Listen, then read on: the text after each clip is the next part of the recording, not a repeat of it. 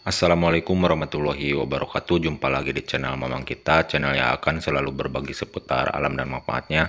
Ini adalah bahan utama yang saya akan gunakan untuk dijadikan pupuk dan akan saya kombinasikan dengan bahan-bahan yang lain. Ini adalah daun kelor yang saya akan gunakan, banyaknya sekitar 1 kilo, dan saya akan olah tahap demi tahap dengan beberapa bahan yang lain.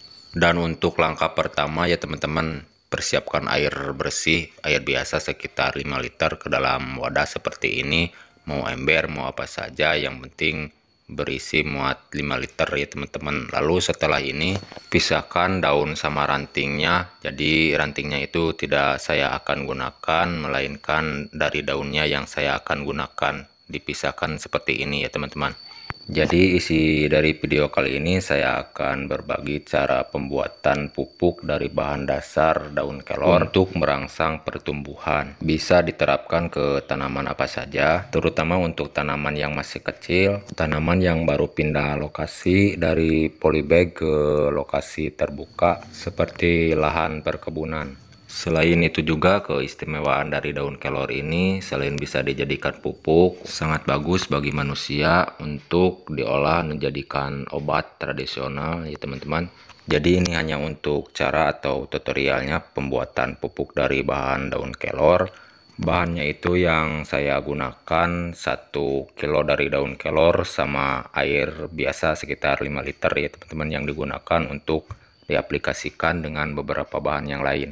Bisa juga dibilang ini solusi atau cara memperbanyak pupuk yang bersubsidi yang kian mahal. Jadi cara atau solusinya bisa menggunakan dengan cara seperti ini. Selain itu, jika teman-teman ada saran atau masukan dari isi video kali ini, silahkan tulis di kolom komentar untuk sharing-sharing cara pembuatan pupuk atau memperbanyak pupuk dan perkebunan.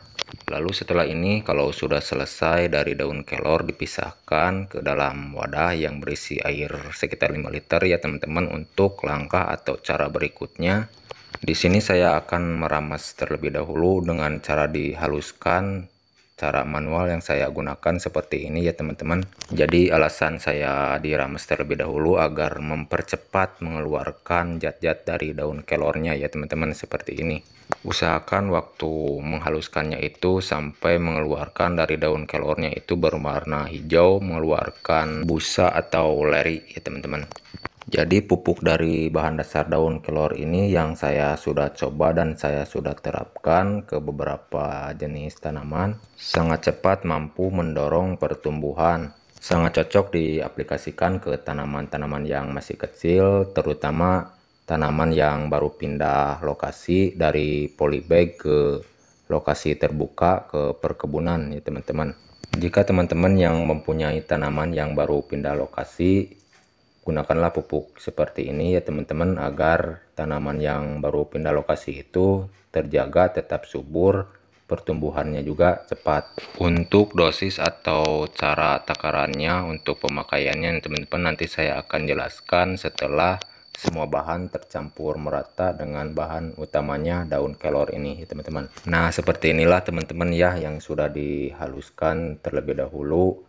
Kira-kiranya halusnya seperti ini cukup untuk cara pembuatan pupuk. Airnya itu berwarna hijau dan sedikit berleri ya teman-teman. Jika teman-teman mau bikin, usahakan halusnya seperti ini ya teman-teman, kira-kiranya harus seperti ini. Dan kalau sudah selesai untuk langkah yang pertama, di sini saya akan mempersiapkan atau langkah yang berikutnya ya teman-teman. Nah, seperti inilah ya teman-teman yang sudah diproses dengan tahap yang pertama. Lalu setelah ini saya akan masukkan untuk campuran bahan yang kedua ya teman-teman. Ini untuk campuran bahan kedua, ini adalah garam krosok yang saya akan gunakan untuk campuran bahan yang keduanya. Nah ini garam krosok ya teman-teman. Alangkah baiknya teman-teman harus menggunakan garam krosok seperti ini ya teman-teman, kasar agak sedikit besar seperti ini teman-teman. Nah garam krosok ini seperti ini ya teman-teman. Bagaimana kalau tidak ada garam krosok atau garam kasar? Nah teman-teman bisa menggunakannya garam dapur ya teman-teman, yang biasa yang digunakan untuk masak-masak ya teman-teman. garam biasa, garam meja. Bisa menggunakannya untuk menggantikan garam krosok ini. Jadi 2 sendok saja yang digunakan untuk campuran bahan air 5 liter dan 1 kilo daun kelor ya teman-teman. 2 sendok saja yang digunakan, jangan banyak-banyak. Dikarenakan sudah menggunakan atau ada tambahannya bahan-bahan yang lain ya teman-teman. Jadi unsur hara dari garam krosok ini ya sudah tahu, unsur hara dari garam krosok ini pupuk nomor 1 tiada bandingnya jika diaplikasikan dengan benar atau tepat. Jadi jangan terlalu banyak menggunakan garam juga jelek ya teman-teman, bisa menimbulkan tanamannya itu tidak bisa menyerap air di dalam tanah ya teman-teman, seperti pupuk. Jadi 2 sendok saja untuk takaran air 5 liter dan 1 kilo daun kelor ya teman-teman. Jadi kekuatannya itu saling menopang, saling membantu, jadi saling melengkapi, jadi kuat ya teman-teman. Nah, untuk campuran bahan yang terakhir di sini saya menggunakan pupuk Posca ya teman-teman, sekitar 1 ons saja yang digunakan, jangan banyak-banyak, 1 ons saja ya teman-teman. Jadi cara seperti inilah ya teman-teman menghindari atau menghemat pupuk bersubsidi yang kian mahal. Caranya seperti ini dikombinasikan dengan bahan-bahan yang lain. Jadi lumayan jika menggunakan cara seperti ini. Bayangkan dari 1 ons saja bisa setara dengan 5 kilo pupuk ya teman-teman.